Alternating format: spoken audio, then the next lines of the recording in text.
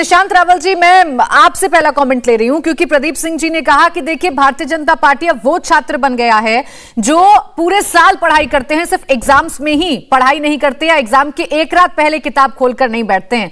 अब आपकी तैयारी 2024 को लेकर कम से कम अभी तो बहुत ज्यादा नजर नहीं आ रही है। ऐसा ना हो कि फिर आप पीछे छूट जाए बीजेपी से लड़ाई में।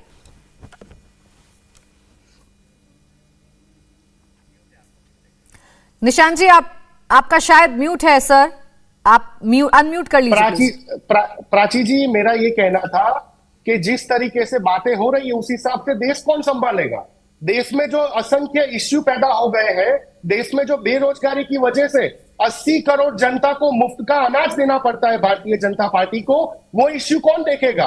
वो कौन सा विद्यार्थी देखेगा? बस एग्जाम में पास होना वही फर्ज में आता है क्या किसी विद्यार्थी का? अपने परिवार का काम करना, परिवार के लोगों को संभालना, ये विद्यार्थी के काम में नहीं आता है क्या? तो देश के प्रधानमंत्री जी को देश के लिए ही सोचना पड़ेगा ना। हर चुनाव तो हर साल किसी ना किसी राज्यों में होता ही है, आप समझिए प्राची जी। लेकिन जैसे खड़गे साहब ने बोला था कि प्रधानमंत्री जी की जो गरिमा होती है, इन्हें देखिए, घर से ही सोप मैन्युफैक्चरिंग करते हैं और महीने का 1 लाख कमाती हैं। आप भी सोप मैन्युफैक्चरिंग करना चाहते हो? इनसे सीखना है तो फ्रीडम ऐप को अभी डाउनलोड कीजिए। प्रधानमंत्री जी का जो संवैधानिक पद है, उनका काम होता है देश के सामने जब असंख्य चुनौती अराइज हो गई है। आज देश में देखिए हंगर इंडेक्स में हम 107 नंबर पे चले गए हैं।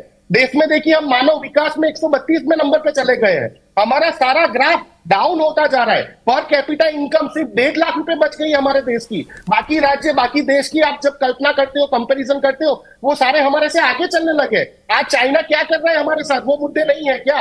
तो प्रधानमंत्री जी का हम रिस्पेक्ट करते हैं, वो हमारे भी प्रधानमंत्री जी है प्राची जी। लेकिन 24/7 निशांत जी, तो फिर तरीका क्या है आपके हिसाब से? जब देश में इतनी सारी समस्याएं हैं निशांत जी, तो फिर तरीका क्या हो सकता है सही इस देश को इन समस्याओं से निकालने का?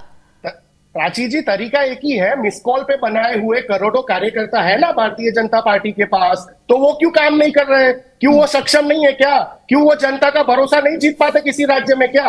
क्यों जनता उनके ऊपर भरोसा नहीं करती? क्योंकि मिस कॉल पे ऊपर बने हुए हैं। तो या तो दो बात है, या तो आप बोलना बंद कर दीजिए कि दुनिया की सबसे बड़ी कैडर बेस पार्टी, या तो आप ये स्वीकारना शुरू कर दीजिए कि हम निशांत जी, उनकी तैयारी है। मैं तो आपसे आपकी तैयारी के बारे में बात कर रही थी। आपने इतने सारे मुद्दे मुझे गिना दिए। इन मुद्दों को लेकर जनता के बीच में जाइए तो सत्ता से उखाड़ेंगे बीजेपी को, तभी तो इस देश को आप आगे लेकर जाएंगे जितनी समस्याएं आपने गिना दी है। खैर, क्योंकि हाँ, एक सेकंड मैं रिप्लाई दे दूं प्राची जी। हाँ जी। भारतीय जनता पार्टी के प्रवक्ता से मैं एक प्रॉमिस लेना चाहता हूं कि किसी भी राज्य में जनता के मुद्दों पे अगर कांग्रेस का कार्यकर्ता घर्षण और आंदोलन करेगा गांधी चिंधिया मार्ग पे, तो क्या हमें परमिशन पुलिस की मिलेगी? ठीक है, मैं शलम मणि त्रिपाठी जी से सवाल ले लेती हूँ। रुकिए शलम मणि जी, विपक्ष का आरोप आप पर यह है कि एक तो आप पूरे साल सिर्फ चुनावों में लगे रह जाते हैं, आपको जनता के मुद्दों से कोई मतलब नहीं होता, और जब विपक्ष उन मुद्दों को उठाता है तो आप विपक्ष की आवाज दबाने की कोशिश करते हैं।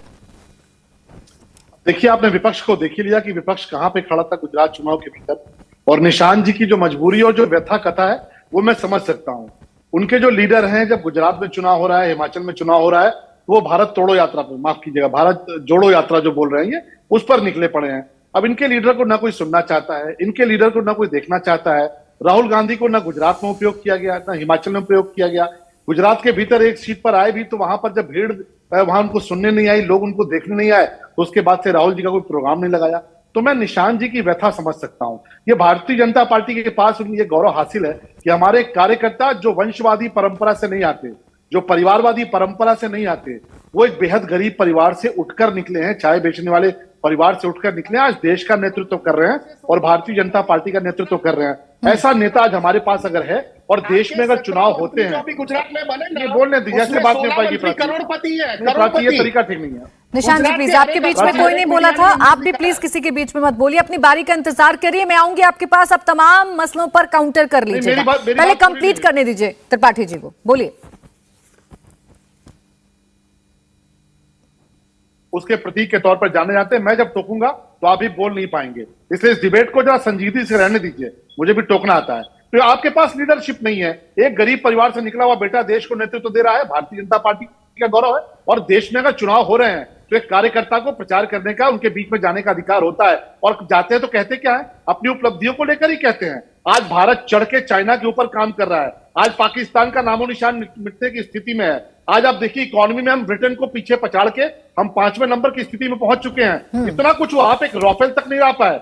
आप हमारे जो सैनिक हैं, हमारे जो रक्षा विशेषज्ञ हैं, वो राफेल मांगते रहे और आप दलाली करते रहे, एक राफेल नहीं ला पाए। आज राफेल आ चुका है देश के भीतर। तो ये बातें कांग्रेस को बर्दाश्त इसलिए नहीं होंगी, क्यों? क्योंकि आपने जो किया है वो देश ने देखा है, और देश ने इसीलिए आपके जो युवराज थे उनको अमेठी से वायनाड खदेड़ा है।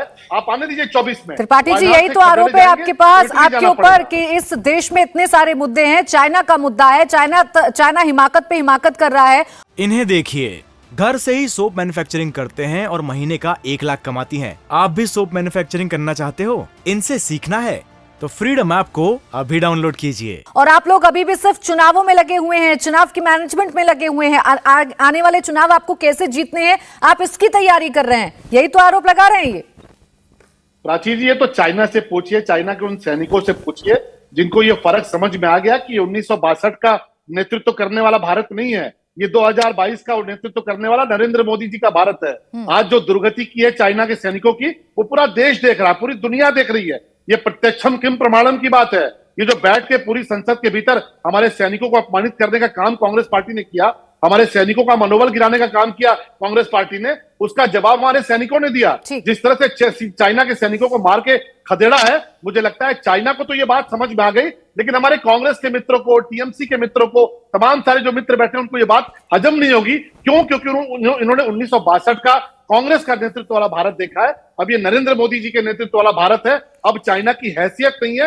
आए थे गुंडागर्दी करने, ऐसा इलाज हुआ है। का जिक्र करते रहेंगे, कब तक आप नेहरू जी की याद करते रहेंगे? अब तो 8 साल से आपकी भी सरकार है, बेहतर है अपनी सरकार के बारे में आप बात करें। इंडिया टीवी हर वक्त हर जगह डाउनलोड करने के लिए सर्च करें India TV news Google play store या ऐप स्टोर पर।